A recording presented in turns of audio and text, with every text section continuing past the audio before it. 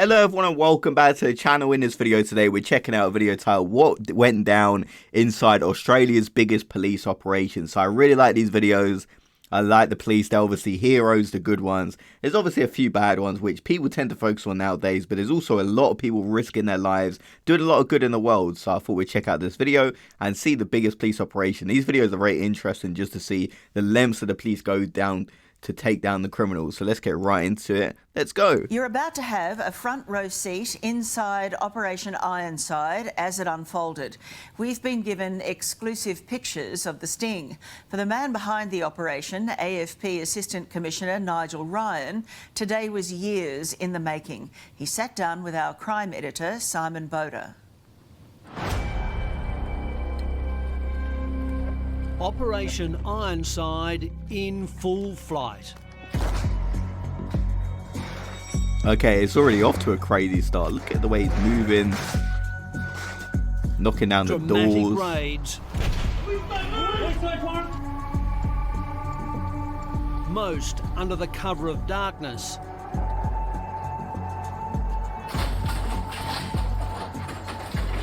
Forced entries. Scaling high-rise apartments. Wow. That's really impressive. Cutting through glass doors.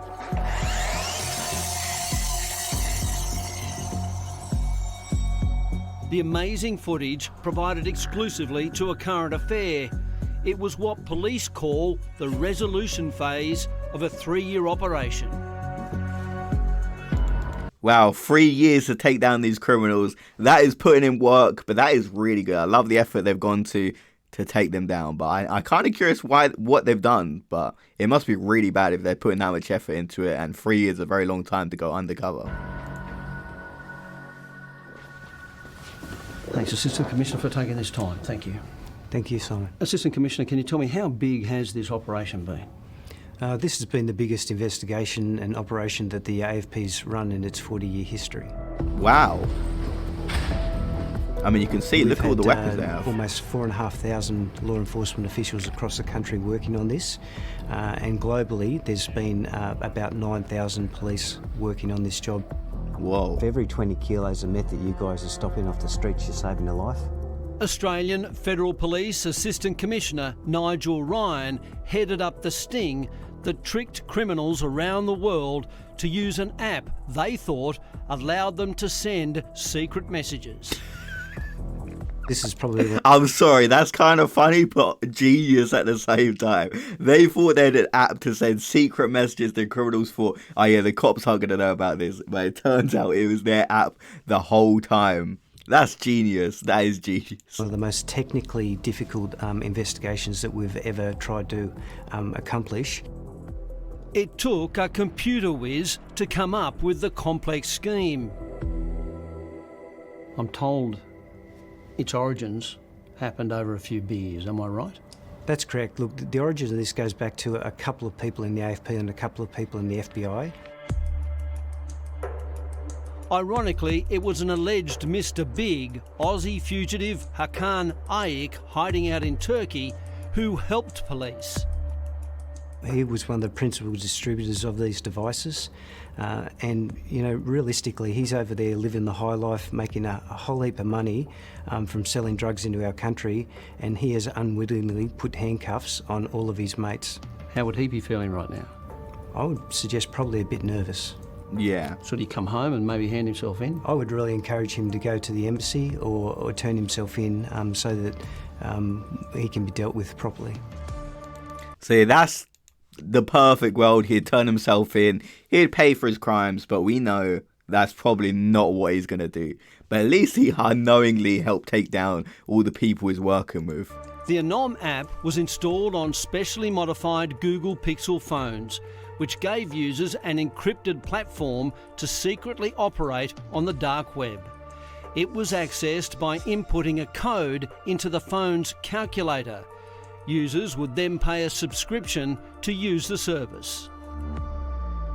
gave us the capability to access, decrypt and read real-time messages that were involved in organised crime. So some smart people in the AFP actually created this app that enabled us to do that decryption and to cipher those messages off. Did you realise how big it could get? Globally, we've ended up with about 12,500 devices that have been active. Wow. Domestically, there are about 1,100 devices that have been active in Australia, which we've been monitoring. It really did get quite large. Were you surprised by how brazen the communications were? Was there any effort to disguise what they were talking about, or just take me through that?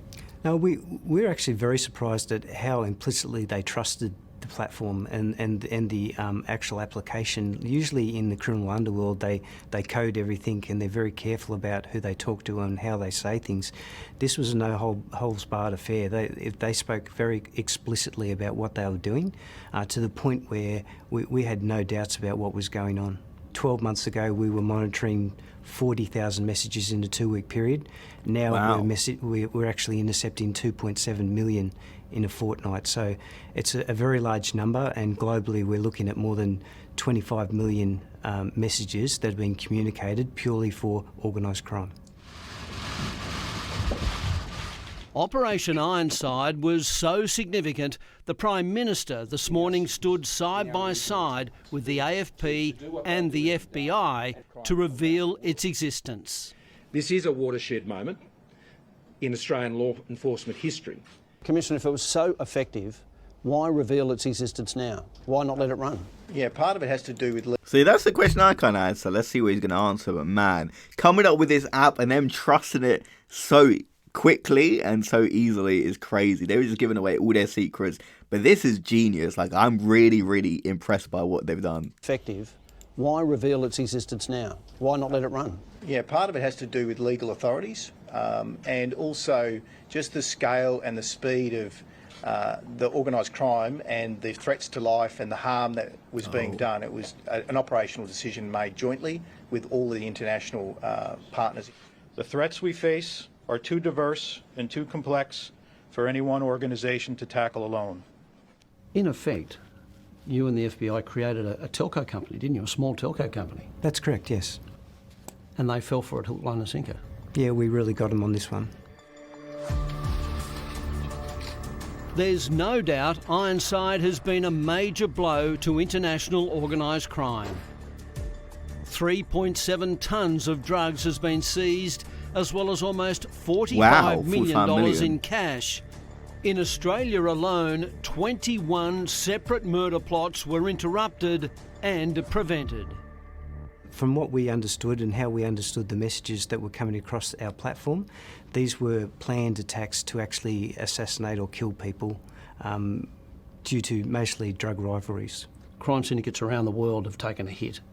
What would be your message now? They're going to have to come up with other methods, aren't they? They will. Look, and funnily enough, before I just came in here for this interview, we had a person just walk into the station and say, "You've got me cold, I'm handing myself in." Oh. So these people know what they've said on these devices. They know what they've done, and we know what they've said and done as well. So if we haven't come and knocked on your door yesterday or today, we're coming for you. Genius. The arrests Yeah. here in Australia are just the beginning. As the rest of the world wakes up tonight, we'll see how far this operation has gone towards dismantling organised crime on a global scale.